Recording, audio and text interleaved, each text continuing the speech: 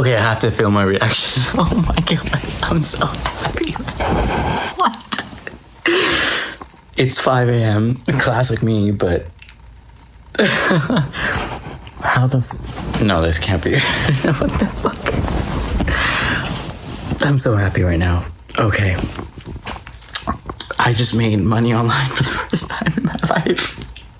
I just made money online for the first time in my life. I just made $10. What?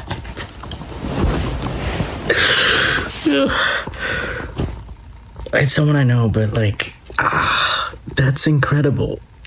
$10? What? Mamba, I fucking love you. It's for something that I didn't even like. I didn't have any intention of actually. Oh my god, what? Let me show you. 4 simple steps to hear dialogue over music. Less than 2-minute video. 1 sale, $10 revenue. I was like, you don't gotta pay, bro. You don't gotta pay. I'm making this video because I want to document my process and I want to share my journey with you. No matter how small the wins are or how big the problems are, I'd like to share as much as I can. And hopefully it'll help some of you. Maybe it'll inspire some of you. If nothing else, it could be entertaining to watch, especially when I fail. Do subscribe. I got a lot of cool shit coming. I'm so excited. All right. $10. Oh my god, what? It's possible. Okay.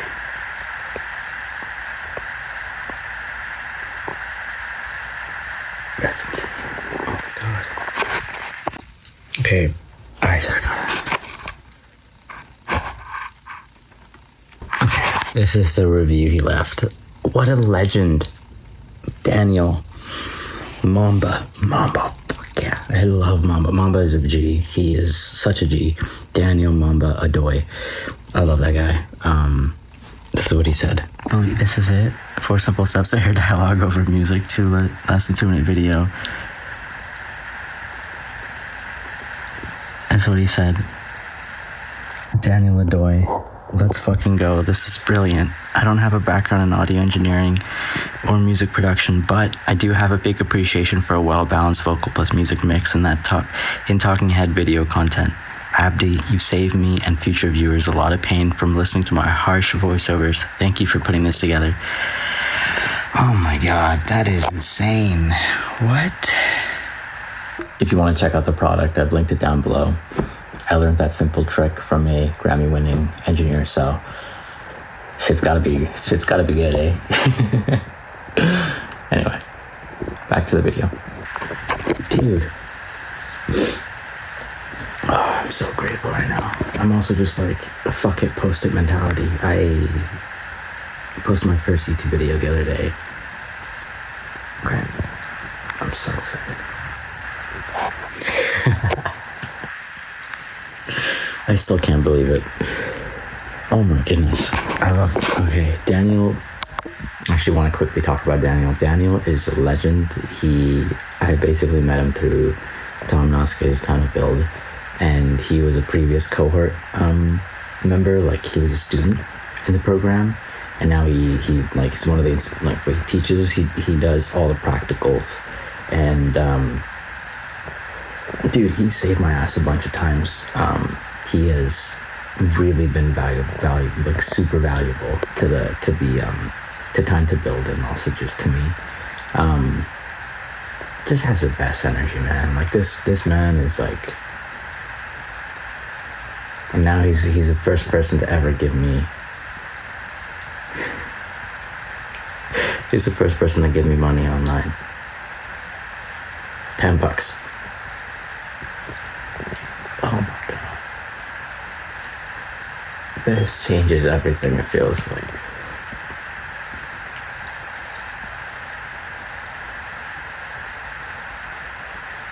And I don't know, I love helping people out, so I was just helping out with something some audio stuff, and dude, I can't. This is awesome. Alright. Take this high to I don't know. I think maybe I'll just sleep. I don't know. I should sleep. It's 5 a.m. I get to sleep. I get to do what I love for a living. I get to fix my sleep schedule. I get to know people like Mamba. I get to be part of this program. I get to build my dream life, and I get to face all the challenges that come with it. I get to share my journey with everybody. I get to feel some really fucking tough feelings because I'm trying to do my own shit. I get to feel lonely. I get to feel overwhelmed. I get to feel guilty. I get to feel, because I'm human, and that's fucking awesome. It's really been in my darkest times that I've felt the most beautiful emotions. I really do. That has been my experience. When I went through my first and last breakup, it was a really tough time, obviously, but I also felt some of the most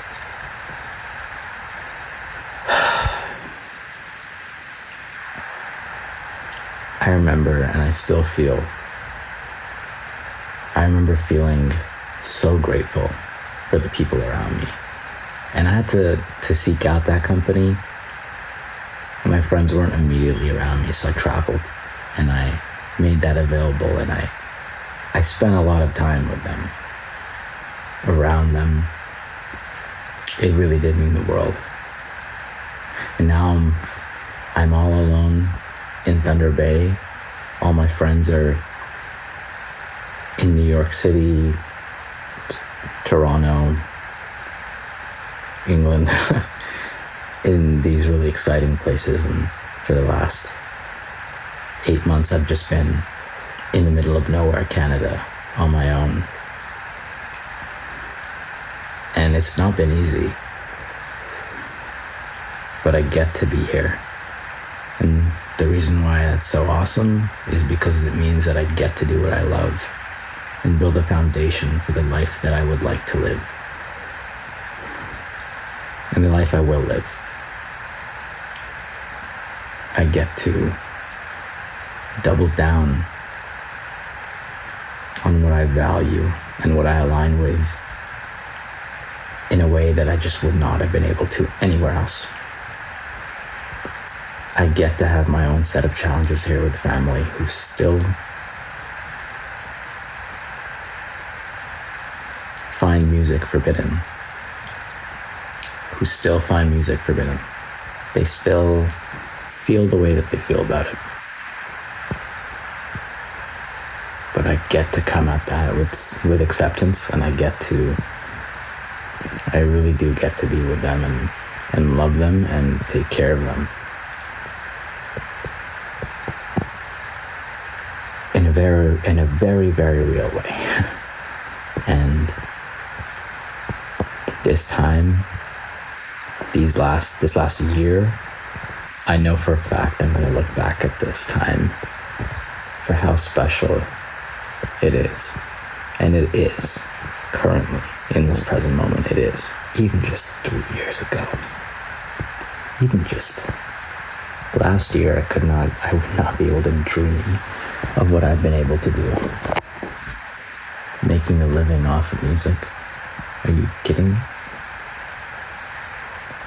3 years ago, I had no idea I was going to go full time on music, the thing I loved. I didn't know how soon it would be. 3 years is not a long time. It is, but it's also not. 5 years ago, I was struggling in a lot of ways. COVID happened, so the whole world was. I know, everybody was. And I was listening to my favorite artists I'd just gotten my first pair of proper headphones. I'd just gotten my first ever audio interface, Focusrite Solo. Now I have a Apollo Twin.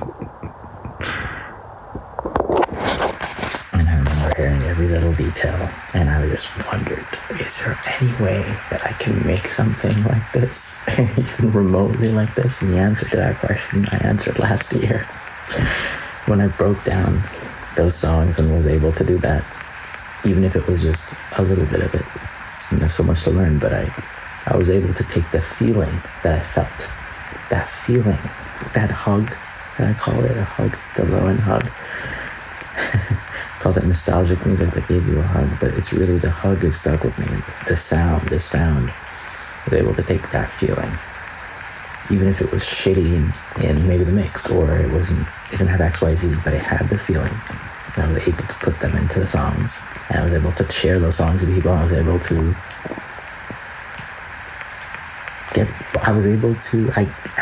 got to be able to do that, and I got to be able to see the people listening to it and loving it. But for me, it was even just making that's the real thing for me.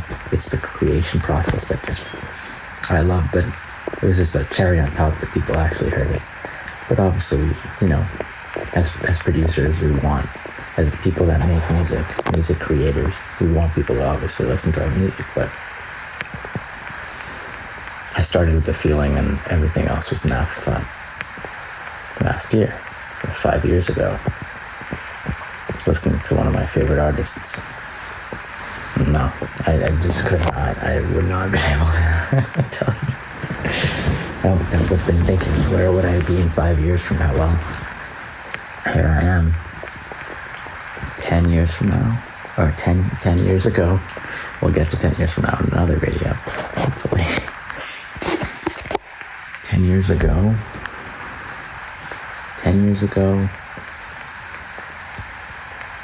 I was really struggling.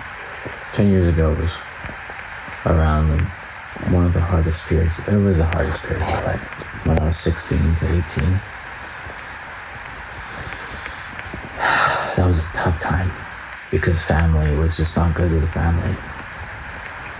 I was a good kid with all things, but I always just questioned it. I always had my own thoughts, and I didn't have space. I didn't have a safe space to feel the things I did and express those things. And at least I felt like I didn't, and I lost everything I did. I mean, at least I felt like I lost everything. I felt like I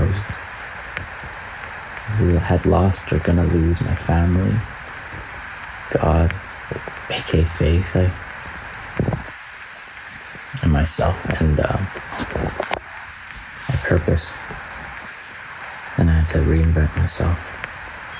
10 years ago. 10 years ago, I would not have dreamt to have even a tenth of the relationship that I do with my parents right now. And it's on God. I'm not religious. I do have faith. I think it's important now, but that's such a recent thing. I think I acquired that last November when I drove 1,000 kilometers to see my favorite artist in Chicago. That's a story for another day. But even when I was 18, 19, my first year of university, even then I remember thinking, these are the good old days, Those were tough fucking days. Looking back, like, I wouldn't call them good old days, but every period of life has something to look back on. And I do think the present is everything. The present is everything. These are the good old days. I get to live it, and you get to as well. You get to live this shit. You get to watch this random dude talk to you. You get to be here. You get to feel those shitty emotions. But you get to live. You get to live. And you get to live. Okay. Alright. And Hassan, if you're watching this in the future, don't overthink it, eh? Just fucking do it. You know what you have to do. Just do it, dude. If it ain't happening, take a step back, take a walk, get away from your phone or whatever the fuck device they have nowadays. Reconnect with the world around you. And then maybe you just aren't feeling it, dude. And that's okay. Don't be too hard on yourself.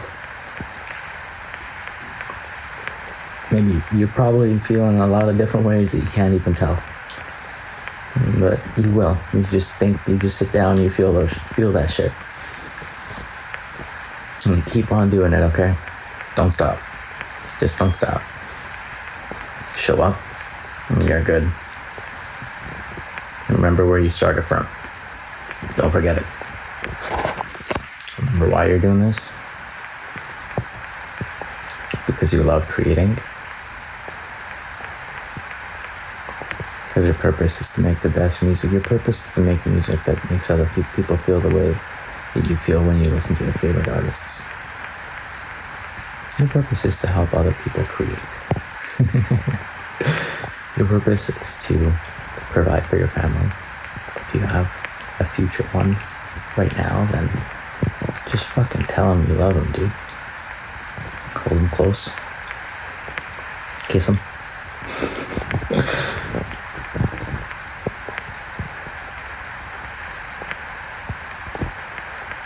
Keep creating.